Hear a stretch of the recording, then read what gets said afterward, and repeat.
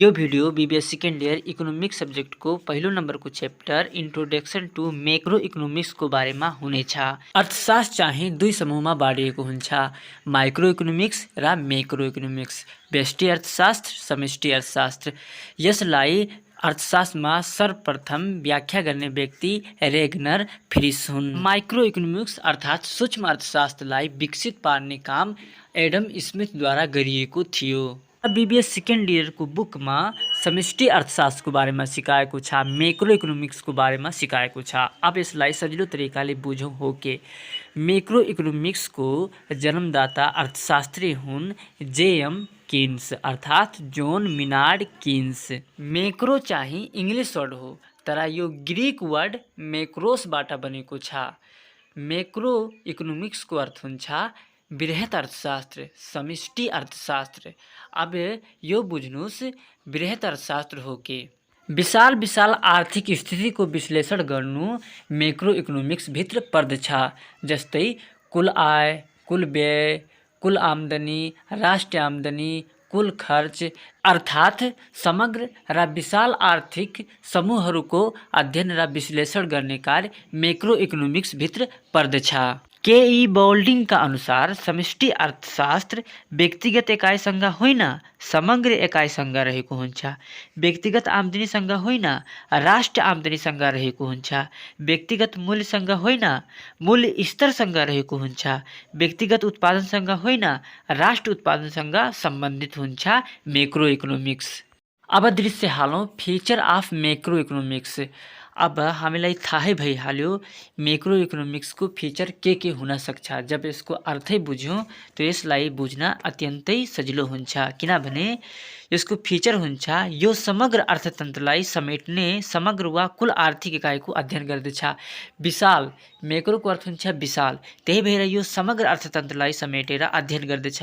यसले समग्र आर्थिक इकाइ जस्तै राष्ट्रिय आम्दानी, मुद्रास्फीति, बेरोजगारी, व्यापार चक्र आदिको अध्ययन गर्दछ। यो सम्पूर्ण अर्थतन्त्रको व्यवहारसँग सम्बन्धित हुन्छ। यो चाहिँ सापेक्षित मूल्य र सीमित साधनहरूको बाँडफाँड गर्नमा सहयोगी हुन्छ। यो नीति निर्माण गर्दा कुन चाहिँ ठिक हो, कुन बेठिक हो सुझाव सल्लाह दिने कार्य पनि गर्दछ।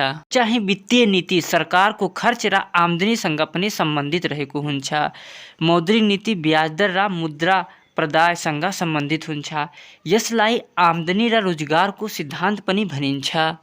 यो चाहिँ राष्ट्र आम्दानी, रोजगारी र सामान्य मूल्य स्तरको निर्धारण र तिनीहरूमा भएको परिवर्तनको दरको विश्लेषण गर्नमा सहयोगी हुन्छ। यसमा अध्ययन गर्ने प्रमुख चरहरू राष्ट्रिय आम्दानी, कुल उपभोग, कुल खर्च, कुल लगानी, कुल बचत आदि हुन्। यो सन् 1936 मा जेएम किन्सको पुस्तक the general theory of employment, interest and money को प्रकाशनपछि विकास भएकोले यो सापेक्षित रूपमा अर्थशास्त्रको नयाँ शाखा हो भन्ने बुझिन्छ।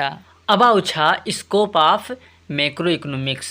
स्कोप भनेको field area of macro economics. समष्टि अर्थशास्त्रको क्षेत्र के हो? Number 1 estimation of national income and related aggregate अथवा थ्योरी अफ नेशनल इन्कम, राष्ट्र आम्दानीको सिद्धान्त। यो चाहिँ राष्ट्र आम्दानीको सँग सम्बन्धित हुन्छ। त्यसको डेफिनेसन के हो र राष्ट्र आम्दानीको कति छ त्यो फाइन्ड आउट गर्ने र ग्रोस डोमेस्टिक प्रोडक्ट कति छ, नेट डोमेस्टिक प्रोडक्ट कति छ, यसले जानकारी प्रदान गर्दछ। दोस्रो रहेको छ थ्योरी अफ इम्प्लोइमेन्ट, रोजगारीको सिद्धान्त। रोजगारी र बेरोजगारी किन हुन्छ त्यसको अध्ययन गराउँछ, जसलाई केन्सियन थ्योरी अफ इम्प्लोइमेन्ट भनिन्छ। रोजगारी किन हुन्छ र त्यसको समाधान के हुन सक्छ, कुल पूर्ति, कुल उपभोग, कुल लगानी, कुल बचत, गुणक आदिको बारेमा अध्ययन गराउँछ। तेस्रो हो थ्योरी अफ मनी, मुद्राको सिद्धान्त। मुद्राको माग र पूर्तिमा आएको परिवर्तनले राष्ट्र आम्दानी र रोजगारको स्तरलाई प्रभाव पार्दछ। यसरी ब्याङ्कहरूको पनि एउटा रोल रहेको हुन्छ, कमर्सियल ब्याङ्कहरूको, र मुद्राको सप्लाई कति गर्ने र क्रेडिट कति छ सबै कुरा मोनेटरी थ्योरीमा रिलेटेड अध्ययन गराइन्छ। चौथो नंबर हेर्न सक्नुहुन्छ theory of general price level, सामान्य मूल्य स्तरको सिद्धान्त। यसमा इन्फ्लेसन ग्याप, डिफ्लेसन ग्यापको अध्ययन गरिन्छ। जस्तै अमेरिकी डलर नेपाली रु 127 रुपियाँ कसरी भयो र मुद्राको क्रय शक्ति कति छ को आधारमा इन्फ्लेसन र डिफ्लेसन निर्धारण गर्ने कुरा अध्ययन गराउँछ। 5 नम्बरमा हेर्न सक्नुहुन्छ रोल अफ गभर्मेन्ट। यो गभर्मेन्टको बजेटसँग रिलेटेड हुन्छ। जब गभर्मेन्टले ड्याम बनाउँछ, पुल बनाउँछ, स्कुल बनाउँछ, त्यस कारणले गर्दा एउटा इम्प्याक्ट उत्पन्न हुन्छ, रोजगारी सृजना हुन्छ र मान्छेसँग धेरै आय हुन्छ। यसरी चाहिँ गभर्मेन्ट बजेटले चाहिँ कसरी प्रभाव पारेको हुन्छ भन्ने कुरा स्टडी गराउँछ मैक्रो इकोनोमिक्सले। 6ठो नम्बर हो थ्योरी अफ इन्टरनेसनल ट्रेड, अन्तर्राष्ट्रिय व्यापारको सिद्धान्त। समष्टि अर्थशास्त्रले विभिन्न देशहरू बीचको हुने व्यापारको बारेमा अध्ययन एवं विश्लेषण गर्दछ।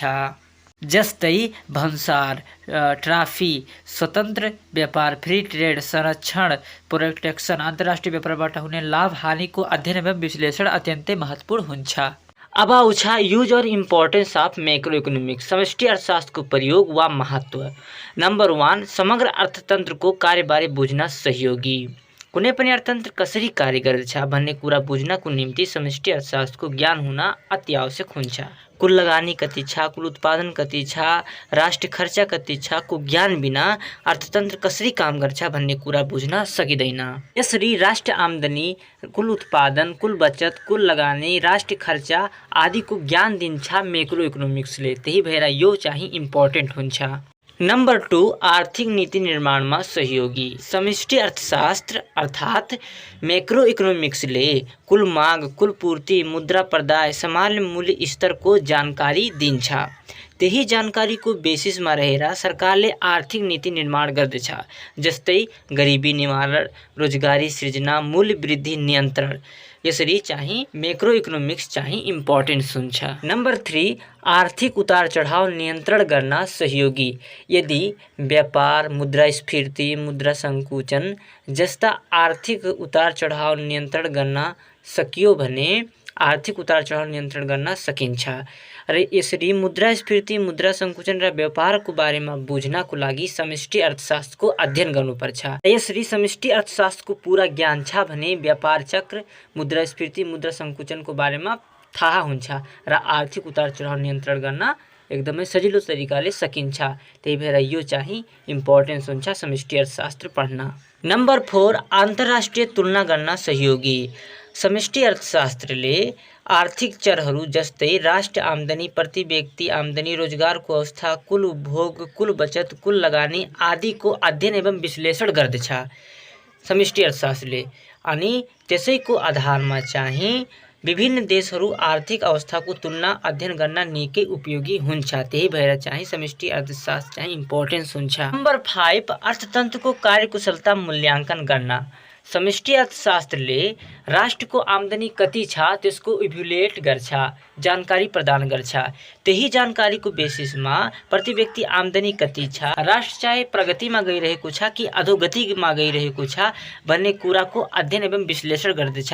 अर्थात् अर्थतन्त्रको कार्यकुशलता मूल्याङ्कन गर्छ। त्यही भएर चाहिँ समष्टि अर्थशास्त्र महत्त्वपूर्ण हुन्छ। नम्बर 6, सूक्ष्म अर्थशास्त्रको विस्तार र विकास गर्न। सूक्ष्म अर्थशास्त्रको सिद्धान्त जस्तै मागको नियम, सीमान्त उपभोक्ता ह्रास नियम, उपभोक्ताको बचत आदि ठूलो जनसमुदायको अनुभव सङ्कलन गरी प्रतिपादन गरिन्छ। साथै समष्टि अर्थशास्त्र व्यक्तिगत इकाइको व्यवहारको अध्ययन गर्न पनि सहयोगी छ। उदाहरणको लागि एउटा व्यक्तिको मागको बारेमा अध्ययन र विश्लेषण गर्न कुल मागको अध्ययन गर्नुपर्छ, जुन समष्टि अर्थशास्त्रको विषयवस्तु हो। यसरी ती दुवै बीच अन्तर्सम्बन्धित भएकोले गर्दा सूक्ष्म अर्थशास्त्रको विकास र विस्तार गर्न पनि समष्टि अर्थशास्त्रको महत्त्वपूर्ण भूमिका रहेको हुन्छ। नम्बर 7, अन्तर्राष्ट्रिय व्यापार बुझ्नको लागि सहयोगी। समष्टि अर्थशास्त्रले कुनै पनि देशको अन्तर्राष्ट्रिय व्यापार संरचना बुझ्नलाई सहयोग गर्दछ। साथै यसले अन्तर्राष्ट्रिय व्यापारका फाइदा र बेफाइदा विश्लेषण गर्न उपयुक्त व्यापार नीति निर्माण गर्न सहयोग पुर्याउँछ। त्यही भएर अन्तर्राष्ट्रिय व्यापार बुझ्नको लागि समष्टि अर्थशास्त्र इम्पोर्टेन्स हुन्छ। नम्बर 8, व्यावसायिक निर्णय गर्न उपयोगी। समष्टि अर्थशास्त्र अर्थात् मैक्रो इकोनोमिक्सले चाहिँ समग्र आर्थिक गतिविधि जस्तै राष्ट्रिय आम्दानी, रोजगार, कुल माग, कुल पूर्ति, वित्तीय नीति, मौद्रिक नीति, मुद्रास्फीति दर आदिको के गर्छ विश्लेषण गर्दछ र त्यसले के प्रभाव पार्न सक्छ, यी प्रभावको कारणले गर्दा व्यावसायिक निर्णय लिन उपयोगी हुन्छ। यसरी समष्टि अर्थशास्त्रको महत्त्व रहेको हुन्छ। अब आउँछ लिमिटेसन अफ मैक्रो इकोनोमिक्स, समष्टि अर्थशास्त्रका सीमाहरू। समष्टि अर्थशास्त्रको धेरै नै महत्त्व र प्रयोग हुन्छ, तर पनि यो एउटा दायरामा सीमामा रहेर काम गर्दछ। त्यो दायरा र त्यो सीमा के हो, स्टेप बाई स्टेप बुझौँ। नम्बर 1, व्यक्तिगत एकाइमा आधारित। यो चाहिँ ठुलो businesses Adani, Ambani, Bill Gates, Jeff बेजोसको बारेमा अध्ययन गर्दछ, लल्लुलाल छल्लुलालको बारेमा अध्ययन गर्दैन। नम्बर 2, अनमेल एकाइहरूको योगफल प्राप्त गर्न कठिन। यसमा के हुन्छ, समग्र आर्थिक क्रियाकलाप पत्ता लगाउनको लागि व्यक्तिगत आर्थिक क्रियाकलापहरूको योगफल गरिन्छ। यो चाहिँ समरूपी वस्तुमा मात्र सम्भव हुन्छ, एक किसिमको उपभोगमा मात्र सम्भव हुन्छ, तर अनमेल एकाइहरूमा सम्भव छैन। अर्थात् फरक वस्तुको उपभोगमा यो सम्भव छैन र यसरी वस्तु तथा एकाइको कुल योगफल निकाल्नको लागि मौद्रिक मानको सहयोग लिनुपर्ने हुन्छ र मौद्रिक मान समष्टि अर्थशास्त्रभित्र पर्दैन। नम्बर 3, परिवर्तन महसुस नहुने। समष्टि वा समग्र आर्थिक क्रियाकलापको अध्ययन गर्दा परिवर्तन भएको पनि नभएको महसुस हुन सक्छ। जस्तै कृषि क्षेत्रमा उत्पादन लगानी 10%ले घटेको छ, तर इन्डस्ट्री लेभलमा उत्पादन लगानी 10%ले वृद्धि भएको छ, तर यस्तो फिलिङ हुन्छ कि परिवर्तन भएकै छैन। तर यस्तो अवस्थामा उचित नीति अवलम्बन गरेर त्यसलाई सुधार गर्ने पनि कोसिस गर्नुपर्छ। नम्बर 4, समष्टि चरहरूको असमान प्रभाव। जस्तै के हुन्छ, यदि मुद्रास्फीति भइहाल्यो भने व्यापारी वर्गहरूलाई फाइदा हुन्छ भने सर्वसाधारण जनतालाई, उपभोक्तालाई हानि वा बेफाइदा हुन्छ। यसरी मुद्रास्फीतिको समयमा व्यापारीहरूले अधिक नाफा आर्जन गर्छन्, तर सर्वसाधारणलाई क्रय शक्ति घट्न गई हानि हुने, उपभोक्तामा कमी हुन गई जीवन स्तर खस्न जान्छ। नम्बर 5, सीमित प्रयोग, लिमिटेड एप्लिकेशन्स। बृहत अर्थशास्त्र, समष्टि अर्थशास्त्र चाहिँ सीमित मात्रामा प्रयोग हुन्छ। त्यही भएर यसका सिद्धान्तहरू व्यावहारिक प्रयोग अत्यन्तै कम मात्रामा हुन्छ। अझै स्पष्ट रूपमा भन्नुपर्दा कतिपय परिमाणहरूको कुल योगफल पत्ता लगाउन पनि असम्भव जस्तै हुन्छ। नम्बर 6, व्यक्तिगत एकाइहरूका योगदानको व्यवस्था। यसरी व्यक्तिगत एकाइहरूको योगदानलाई व्यवस्था गरेको हुन्छ। यसले ठुलो चर, समष्टि रूपमा, बृहत रूपमा को बारेमा, चरहरूको बारेमा के गर्छ, अध्ययन गर्छ, तर पनि एक व्यक्तिगत एकाइहरूले पनि अर्थतन्त्रमा ठुलो प्रभाव पारेको हुन्छ, तर त्यसलाई व्यवस्था गरिएको हुन्छ। यसरी चाहिँ यसको सीमा यहाँ निर्धारण हुन्छ। अब आउँछ मैक्रो इकोनोमिक्स कन्सेप्ट। मैक्रो इकोनोमिक्सको 2 प्रकारको भेरिएबल्स हुन्छ। एउटा हुन्छ स्टोक भेरिएबल्स र अर्को हुन्छ फलो भेरिएबल्स। अनि स्टोक भेरिएबल्स भनेको के हो? कुनै एक समयको नाप्न सक्ने समष्टिक आर्थिक चरहरूलाई स्टोक भेरिएबल भनिन्छ। उदाहरणको लागि जुन 1मा मुद्राको पूर्ति नापियो, अर्थात् कुनै एउटा डेटमा मापन गरिएको आर्थिक चर नै स्टोक भेरिएबल्स भनिन्छ। अनि स्टोक भेरिएबल्समा पर्छ के कुन भेरिएबल्स हुन् स्टोक? जस्तै पुँजीको भण्डार भयो, रोजगार प्राप्त व्यक्तिहरू भए, मुद्राको पूर्ति भयो, श्रम शक्ति भयो र व्यावसायिक भण्डार भयो। त्यो नै हो स्टोक भेरिएबल्स र कुनै एउटा डेटमा जुन मापन गरिन्छ त्यसलाई स्टोक भेरिएबल्स भनिन्छ। दोस्रो आउँछ फलो भेरिएबल्स। फलो भेरिएबल्स भनेको के हो? कुनै निश्चित समय अवधिभित्र नाप्न सक्ने समष्टिक आर्थिक चरहरूलाई फलो भेरिएबल्स भनिन्छ। उदाहरणको लागि 1 महिनाभित्र अथवा 1 वर्षभित्र कुल लगानी कति रहेको छ, अर्थात् एउटा निश्चित समयभित्र मापन गरिएको आर्थिक चरलाई यसमा उल्लेख गरिन्छ।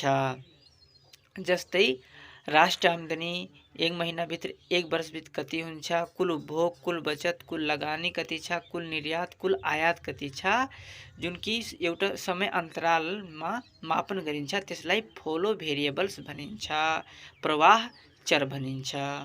इक्विलिब्रियम एन्ड डिसइक्विलिब्रियम, सन्तुलन र असन्तुलन। हामी सूक्ष्म अर्थशास्त्रमा पढेको थियौँ, कुनै एक वस्तुको माग र पूर्ति बराबर भएको अवस्थालाई इक्विलिब्रियम, सन्तुलन अवस्था भनिन्छ।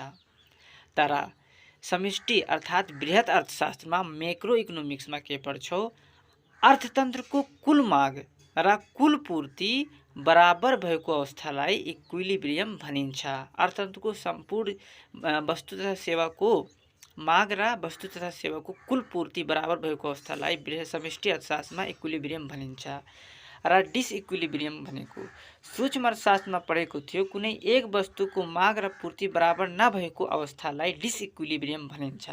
तर समष्टि बृहत अर्थशास्त्रमा अर्थतन्त्रको कुल माग र कुल पूर्ति बराबर नभएको अवस्थालाई डिसइक्विलिब्रियम भनिन्छ। अघि यति मात्र। भिडियो मन परेमा लाइक, शेयर एन्ड सब्सक्राइब गरिदिनु होला। Thank you for watching.